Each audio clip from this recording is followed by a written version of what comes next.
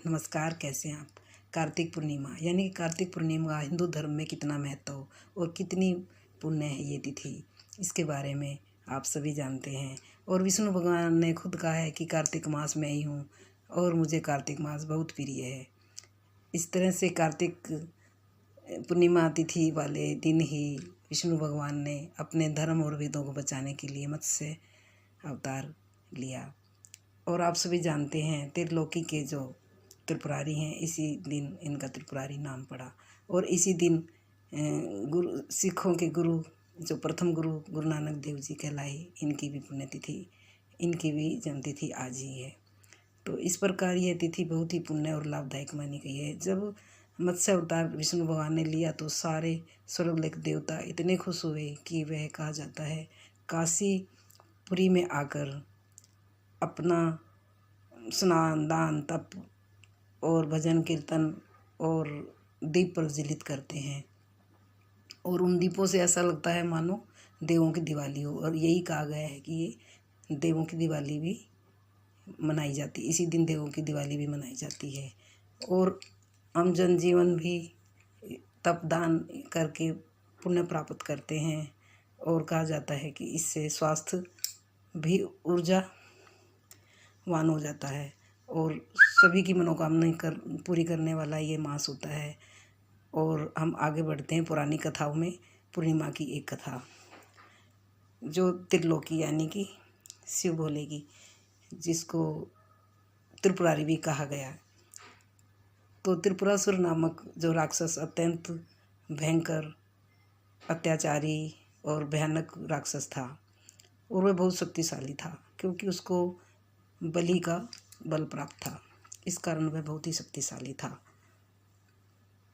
तो कहा जाता है कि शिव भोले ने उस समय कार्तिकेय को देवों का सेनापति बनाया हुआ था। तो कार्तिकेय ने काफ़ी घोर युद्ध उनसे करना पड़ा और त्रिपुरासुर को मार दिया। तो उसके 3 पुत्र हुए, कमलाक्ष, ताराक्ष और विद्युवालक्ष जो भी है। तो ये तीनों पुत्र जो है अत्यंत क्रोधित हो गए। जब वे क्रोधित हुए तो अब उनका क्रोध जो था असहनीय था और उन्होंने ठान ली कि हमने देवताओं को मार देना है, यानी कि देवताओं को स्वर्गलोक से निकाल देंगे। और उन्होंने ये प्रण कर लिया और वे घूमते घूमते जंगलों में, गहरे वनों में जाकर घोर तपस्या करनी शुरू कर दी। और हजारों वर्षों तक वह तपस्या करते ही रहे।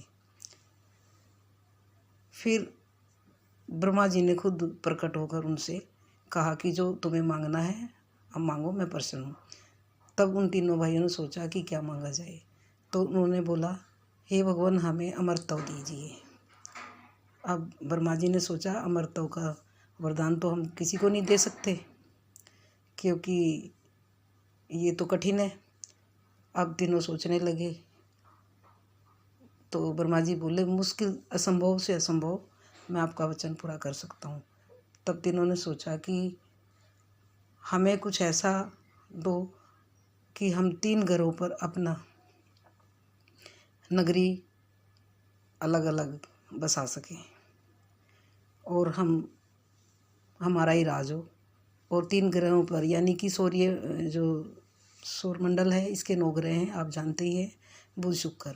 यानी कि जैसे बुध शुक्र चक्कर लगाते हैं सूर्य के चारों तरफ घूमते हैं, वैसे ही हमारी नगरी भी घूमे और असंभव अर्थ हो उसका, असंभव बाण हो जो हम मुश्किल से मुश्किल मारे जाएं। अब ब्रह्मा जी ने तथास्तु कहकर अपना वचन पूरा किया और वह राक्षस तो और भी अत्यंत बलशाली बन गए और उन्होंने त्रिलोक में, स्वर्गलोक में सभी देवताओं को मारना शुरू कर दिया और वहाँ किसी को भी नहीं रुकने दिया। जब देवताओं ने सोचा कि हम यहाँ मारे जाएंगे तो देवता लोग कई वर्षों तक वनों में छुपे रहे, जंगलों में भूखे प्यासे। अब देवता लोग सोचने लगे ऐसे कब तक हम छुपे रहेंगे। फिर सब ने मिलकर ब्रह्मा जी के पास गए। ब्रह्मा जी तो वचन के बंदी थे, कहते मैंने तो वचन दे रखा है तो मैं आपको विष्णु भगवान के पास ले चलता हूँ। जब विष्णु भगवान के पास गए तो विष्णु भगवान ने कहा कि तुम सब एक होकर उनका श्रृंगार कर सकते हो या कुछ युक्ति कर सकते हो। तब देवताओं ने बोला कि महाराज हम सब कुछ कर सकते हैं, लेकिन वे तो अत्यंत बलशाली और घोर पराक्रमी हैं, इसलिए हम उनका मुकाबला नहीं कर सकते।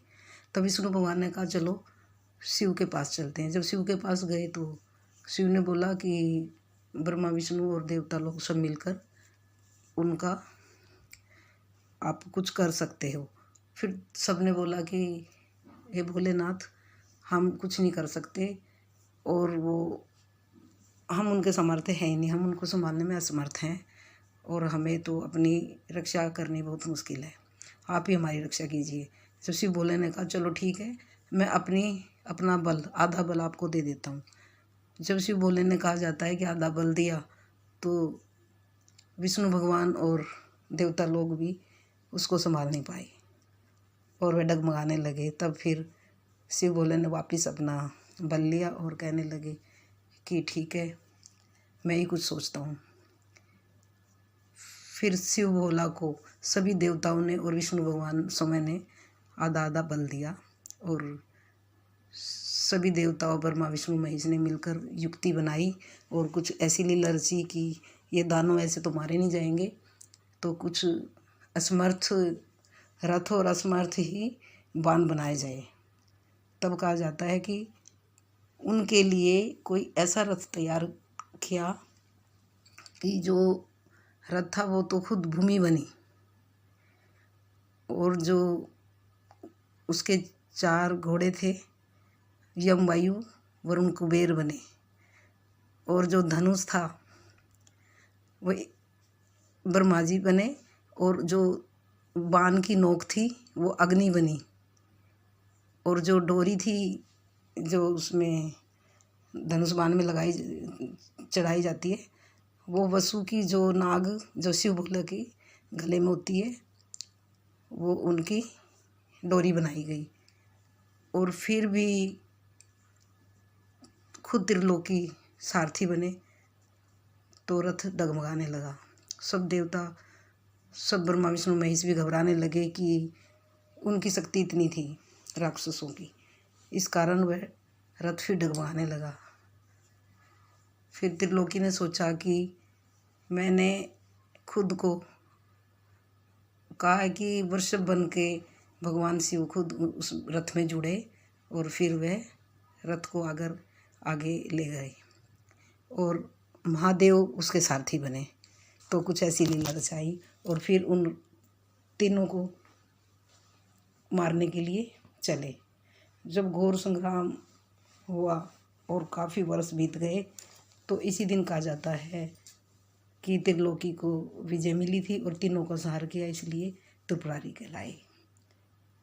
और अब वे तीनों लोगों के ग्रह के इतने स्वामी थे कि कहा जाता है कि जब वो तीनों एक पंक्ति में अभिजीत मुहूर्त में आते हैं तभी उनका कोई शक्ति जला सकती है या उनका संहार कर सकती है।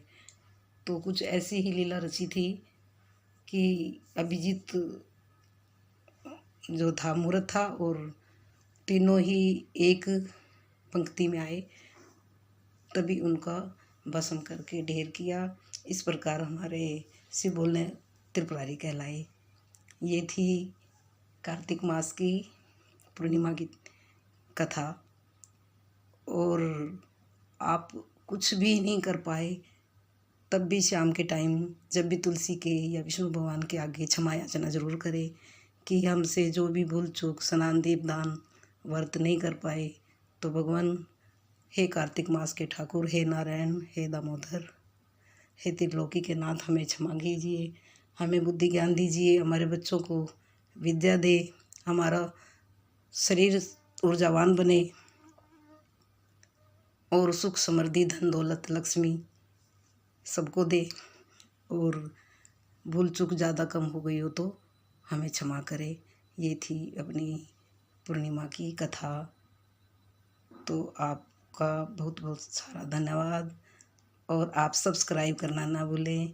जो भी कुछ नया होगा आपके लिए लाते रहेंगे। Thank you.